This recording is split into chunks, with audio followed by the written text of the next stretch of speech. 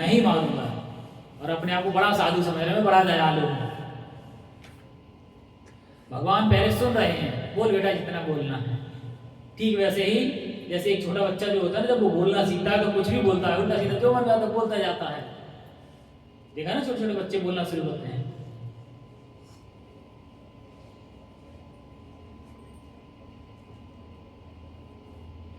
और लेकिन अर्जुन साथ में क्या है, क्षत्रिय है, लेकिन वो क्या कर रहे हैं, अपना क्षत्रिय के कर्तव्य से पीछे हट रहे हैं। क्षत्रिय राजा होता है, राजा का कर्तव्य है अन्याय का दमन करना, अधर्मी लोगों का नाश करना, ये एक राजा का कर्तव्य है। देश में शांति व्यवस्था को लागू करना। लेकिन अगर दुष्ट लोगों का शासन हो जाए तो क्या देश में शांति रह सकती है? कभी नहीं होगी। जो अपहरण कर रहे हैं, दूसरों का धन छीन रहे हैं, ऐसे लोग अगर राजा बनेंगे तो प्रजा सुखी हो सकती है? कभी सुखी नहीं होगी। कंस जब राजा बना तो उसने अपने ही प्रजा के लोगों पर अत्याचार किया।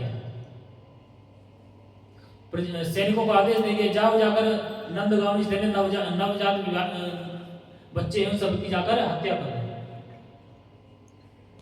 जब दुष्ट और आताताई शक्तियां पाते हैं तो अपने ही लोगों पर, अपनी ही जनता पर अत्याचार करते हैं, और भगवान ऐसा कदापि नहीं चाहते।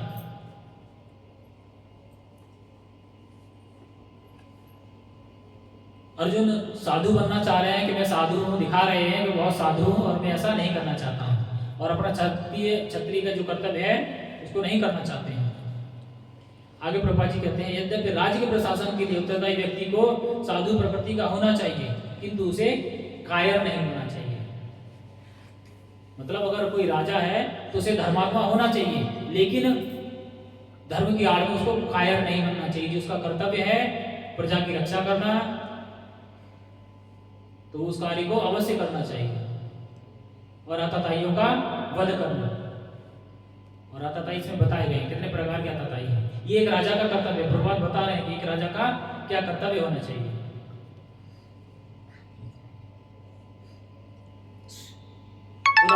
एक उदाहरण, भगवान राम साधु पुरुष थे, मर्यादा पुरुषोत्तम बोला जाता है भगवान राम को, लेकिन क्या, और आज भी लोग राम राज्य की कल्पना करते हैं कि हम राम राज्य स्थापित करेंगे।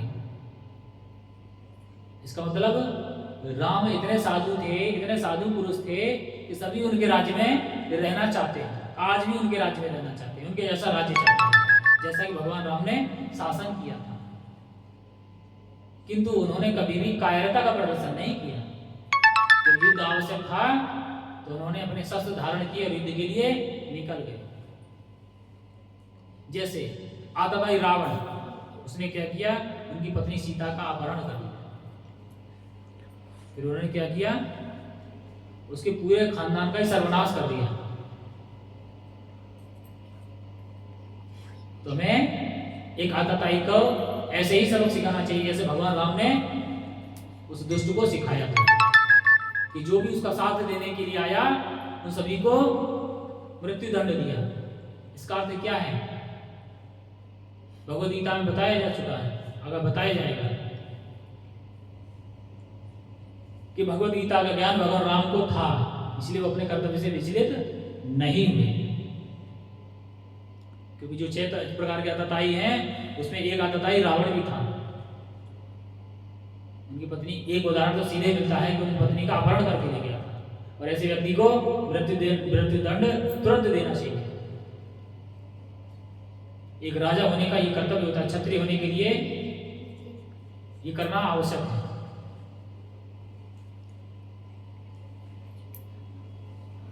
और अर्जुन ऐसा क्या कर रहे हैं, विशिष्ट प्रकार के आताताई, उन्होंने तो 6 प्रकार के अपराध कर चुके हैं, लेकिन अर्जुन अपना कर्तव्य पालन से पीछे हट रहे हैं, और भगवान उनको समझा रहे हैं कि ऐसा नहीं करना है। तुम्हारा व्यवहार क्षत्रिय का है, और क्षत्रिय का कर्तव्य पालन आपको करना चाहिए। आप कोई साधारण व्यक्ति नहीं है।